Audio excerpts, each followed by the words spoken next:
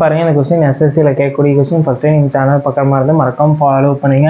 secant squared x plus tan squared x கொடுத்து நம்ம கிட்ட secant power 4x minus tan power 4x ஓட value கேட்டுக்கறாங்க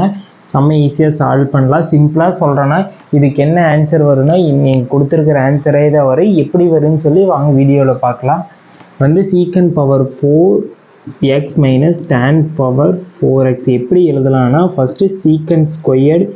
x into whole squared minus tan squared into இப்படி எழுதலாமா whole squared இப்ப பாருங்க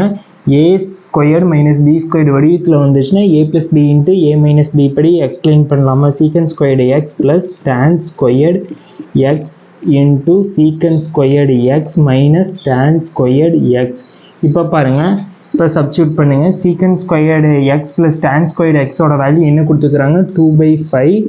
into உங்களுக்கே தெரியும் secant squared x minus tan squared